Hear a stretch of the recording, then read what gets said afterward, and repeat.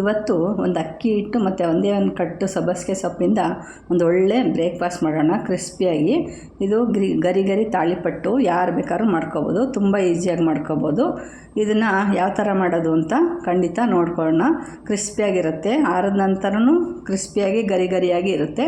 ಈಗ ನಾನಿಲ್ಲಿ ಒಂದು ಕಪ್ಪು ಅಕ್ಕಿ ಹಿಟ್ಟು ತೊಗೊಂಡಿದ್ದೀನಿ, ಒಂದು ಸಬ್ಬಸಿಗೆ ಸೊಪ್ಪು, ಈರುಳ್ಳಿ, ಎಣ್ಣೆ, ನಂತರ ಹಸಿಮೆಣಸಿನ್ಕಾಯಿ ತೊಗೊಂಡಿದ್ದೀನಿ, ಒಂದು 4-5 ಹಸಿಮೆಣಸಿನ್ಕಾಯಿ, ನಂತರ ರುಚಿಗೆ ತಕ್ಕಷ್ಟು ಉಪ್ಪು ತೊಗೊಂಡಿದ್ದೀನಿ.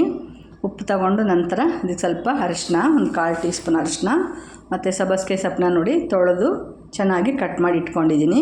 ಈಗ ನಾವು ತೋರಿಸೋ ವಿಧಾನ ನೋಡಿಕೊಂಡ್ರೆ ಯಾರು ಬೇಕಾದ್ರೂ ಮಾಡ್ಕೋಬೋದು ಈ ತಾಳಿಪಟ್ಟನ್ನ. ಮತ್ತು ಯಾವುದೇ ರೀತಿಯಲ್ಲೂ ಸಹ ನಾವು ತಟ್ಟಬೇಕಾರಾಗಲಿ ಏನಾಗಲಿ ತೊಂದರೆ ಆಗೋದಿಲ್ಲ, ಅಷ್ಟು ಚೆನ್ನಾಗಿ ಬರುತ್ತೆ. ಮಾತ್ರ ನಾವು ಬೇರೆ ಅಕ್ಕಿ ಹಿಟ್ಟಿಂದ ಹಂಗೆ ಡೈರೆಕ್ಟಾಗಿ ಕಲಸಿ ಮಾಡೋದ್ರಿಂದ ನಾವು ಅದು ಒಡ್ಕೊಳ್ಳುತ್ತೆ, ಆರಿದ ನಂತರ ಗಟ್ಟಿ ಆಗುತ್ತೆ. ಆದರೆ ಈ ಥರ ನಾವು ಮಾಡೋ ಮೆಥಡಿಂದ ಯಾವುದೇ ರೀತಿ ಮೆತ್ತಗೆ ಅಂತ ಗಟ್ಟಿಗೆ ಅಂತ ಅನಿಸಲ್ಲ, ತುಂಬ ಚೆನ್ನಾಗಿ ಕ್ರಿಸ್ಪಿಯಾಗಿರುತ್ತೆ. ಆರಿದ ನಂತರನೂ ಸಹ ಕ್ರಿಸ್ಪಿಯಾಗಿರುತ್ತೆ. ನೋಡಿ, ಈಗ ನಾನಿಲ್ಲಿ ಅರಿಶಿನ ಹಾಕಿದ್ದೀನಿ, ಒಂದು ಸ್ವಲ್ಪ ಬಿಸಿನೀರಿಗೆ ಒಂಚೂರು ಉಪ್ಪು ಹಾಕಿದ್ದೀನಿ. ಈಗ ಈರುಳ್ಳಿ ಹಾಕಿ ಒಂದು ಸ್ವಲ್ಪ ಎಣ್ಣೆ ಹಾಕಿ ಕುದಿಸಿ ಈರುಳ್ಳಿ ಹಾಕಿ ಕುದಿಸ್ಕೊಂಬಿಡೋಣ ಸ್ವಲ್ಪ. ನೋಡಿ, ಇದಕ್ಕೆ ಸಬ್ಬಸಿಗೆ ಸೊಪ್ಪು ಹಾಕ್ತೀನಿ, ನೆಕ್ಸ್ಟು ಹಸಿಮೆಣಸಿನ್ಕಾಯಿ, ನಂತರ ಸಬ್ಬಸಿಗೆ ಸೊಪ್ಪು ಹೆಚ್ಚಿರೋದು ಹಾಕ್ಕೊಳ್ಳೋಣ. ನೋಡಿ, ಇದು ಹಿಂಗೆ ಹಾಕ್ಕೊಂಡು ನಾವು ಸ್ವಲ್ಪ ಇದನ್ನು ನಾವು ಬಿಸಿನೀರಲ್ಲಿ ನಾವು ಚೆನ್ನಾಗಿ ಕುದಿಸ್ಕೊಂಡ್ರೆ ನಾವು ತಾಳಿಪಟ್ಟು ಮಾಡಬೇಕಾದ್ರೆ ತುಂಬ ಚೆನ್ನಾಗಿ ಬರುತ್ತೆ. ಮತ್ತು ಕಲಿಸ್ಬೇಕಾದ್ರೂ ಸಹ ತುಂಬಾ ಈಸಿಯಾಗಿ ಕಲಿಸ್ಕೋಬೋದು, ಯಾರು ಬೇಕಾದ್ರೂ ಸಹ ಮಾಡ್ಕೋಬೋದು ನಾವು. ಇದು ತಾಳಿಪಟ್ಟನ್ನ ಅಷ್ಟು ಚೆನ್ನಾಗಿ ಬರುತ್ತೆ, ಯಾವುದೇ ರೀತಿ ಇದು ಕಷ್ಟ ಅನಿಸೋದಿಲ್ಲ. ಈಗ ನೋಡಿ, ಇದು ಚೆನ್ನಾಗಿ ಕುದ್ದಿದ ನಂತರ ಸ್ಟವ್ ಆಫ್ ಮಾಡಿಬಿಟ್ಟು ನಾನು ಅಕ್ಕಿ ಹಿಟ್ಟು ಹಾಕ್ತಿದ್ದೀನಿ. ಅಕ್ಕಿ ಹಿಟ್ಟು ಹಾಕಿ ಒಂದೇ ಒಂದು ಕಪ್ ಅಕ್ಕಿ ಹಿಟ್ಟು, ಒಂದೇ ಒಂದು ಲೋಟ ನೀರು ಹಾಕಿರೋದು. ಇದನ್ನು ಚೆನ್ನಾಗಿ ಸ್ಟವ್ ಆಫ್ ಮಾಡಿಬಿಟ್ಟು ಹಿಂಗೆ ಚೆನ್ನಾಗಿ ಮಿಕ್ಸ್ ಮಾಡಿಬಿಟ್ಟು ತಣ್ಣಗಾಗೋಕ್ಕೆ ಬಿಟ್ಬಿಡೋಣ. ಇದನ್ನು ನೋಡಿ, ಇದೆಲ್ಲ ಚೆನ್ನಾಗಿ ತಣ್ಣಗಾಗಬೇಕು. ತಣ್ಣಗಾದ ನಂತರ ನಾವು ಇದನ್ನು ಚೆನ್ನಾಗಿ ಕಲಿಸ್ಕೊಂಡು ನಾದ್ಕೊಂಡು ಇಟ್ಕೋಬೇಕಾಗತ್ತೆ. ಅದೇ ನೀರು ಸಾಕಾಗತ್ತೆ. ನಿಮಗೆ ಬೇಕಾದ್ರೆ ಗಟ್ಟಿ ಅನಿಸಿದ್ರೆ ಒಂದು ಸ್ವಲ್ಪ ತಣ್ಣೀರು ಹಾಕ್ಕೋಬೋದು, ಇಲ್ಲಾಂದರೆ ಬಿಸಿನೀರೇ ಹಾಕ್ಕೋಬೋದು. ನೋಡಿ, ನನಗೆ ಇದೇ ನೀರು ಸಾಕಾಯಿತು. ಒಂದು ಲೋಟ ಅಕ್ಕಿ ಹಿಟ್ಟಿಗೆ 1 ಲೋಟ ನೀರು ಕರೆಕ್ಟಾಗಿ ಅಳತೆ ಮೆಜರ್ಮೆಂಟ್ ಬಂತು. ಯಾವುದೇ ನೀರು ಹಾಕೋ ಅವಶ್ಯಕತೆ ಬರಲಿಲ್ಲ. ನೋಡಿರಿ, ಈ ಥರ ಕಲಸಿ ನಾವು ಮಾಮೂಲಿ ಚಪಾತಿ ಹಿಟ್ಟೋದಕ್ಕೆ ಕಲಸಿ ಇಟ್ಕೋಬೇಕು. ಈಗ ನಾವು ಇಲ್ಲಿ ತಟ್ಟೋ ವಿಧಾನನ ತೋರಿಸ್ತಿದ್ದೀನಿ. ನಾನಿಲ್ಲಿ ಕ್ಲೀನಾಗಿ ಒಂದು ಪ್ಲಾಸ್ಟಿಕ್ ಹಾಳೆಗೆ ತೊಗೊಂಡು ಹಿಂಗೆ ಎಣ್ಣೆ ಹಾಕ್ಕೊಂಡು ನಾವು ಚೆನ್ನಾಗಿ ಹಿಂಗೆ ಕ್ರ್ಯಾಕ್ ಎಲ್ಲ ಬರ್ದಂಗೆ ನಾವು ಈ ಥರ ಸುತ್ತ ಇದು ಮಾಡ್ಕೊಳ್ಳೋಣ.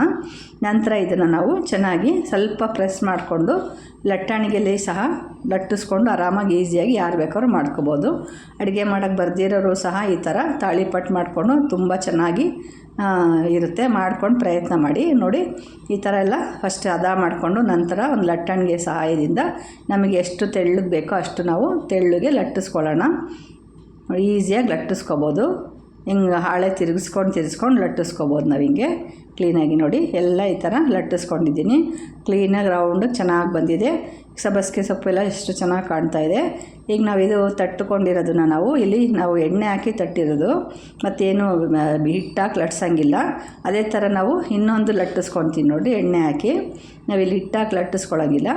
ನೋಡಿ, ಈ ಥರ ನಾವು ಹೋಳಿಗೆ ತಟ್ತೀವಲ್ಲ ಅದೇ ರೀತಿ ನಾವು ಇದನ್ನು ತಟ್ಕೋಬೇಕಾಗತ್ತೆ. ನಾನು ಇಲ್ಲಿ ಲಟ್ಟಣಿಗೆ ಸಹಾಯದಿಂದ ಲಟ್ಟಿಸ್ಕೊತೀನಿ. ಈಸಿಯಾಗಿ ಯಾರು ಬೇಕಾದ್ರೂ ಮಾಡ್ಕೋಬೋದು ಇದನ್ನು.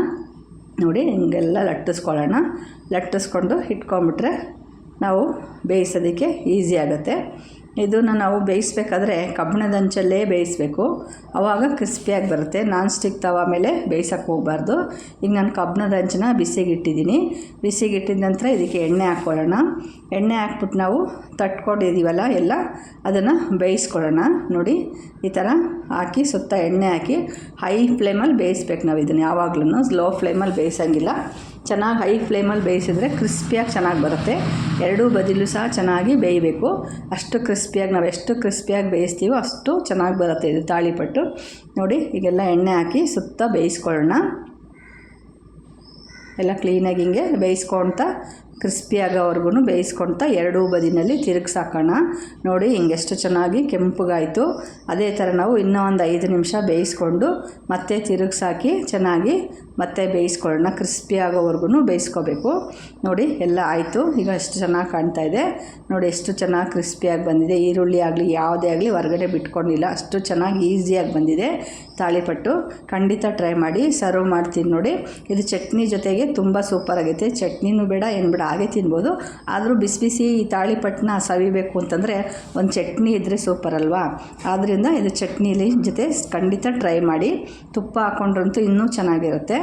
ತಾಳಿಪಟ್ಟನ್ನ ಬಿಸಿ ಬಿಸಿ ತಾಳಿಪಟ್ಟು ಆರಿದ ನಂತರನೂ ಸಹ ತಾಳಿಪಟ್ಟು ಅಷ್ಟೇ ಕ್ರಿಸ್ಪಿಯಾಗಿರುತ್ತೆ. ಆರಿದ ನಂತರನೂ ಸಹ ಡ್ರೈ ಅನಿಸೋದಿಲ್ಲ ಈ ತಾಳಿಪಟ್ಟು. ಖಂಡಿತ ಈ ವಿಡಿಯೋನ ಟ್ರೈ ಮಾಡ್ತೀರಾ ಅಂತ ಅಂದ್ಕೊಳ್ತೀನಿ. ವಿಡಿಯೋ ಇಷ್ಟ ಆಯಿತು ಅಂದರೆ ಖಂಡಿತ ಲೈಕ್ ಮಾಡೋದನ್ನು ಮರಿಬೇಡಿ, ಶೇರ್ ಮಾಡಿ, ಸಬ್ಸ್ಕ್ರೈಬ್ ಮಾಡಿ.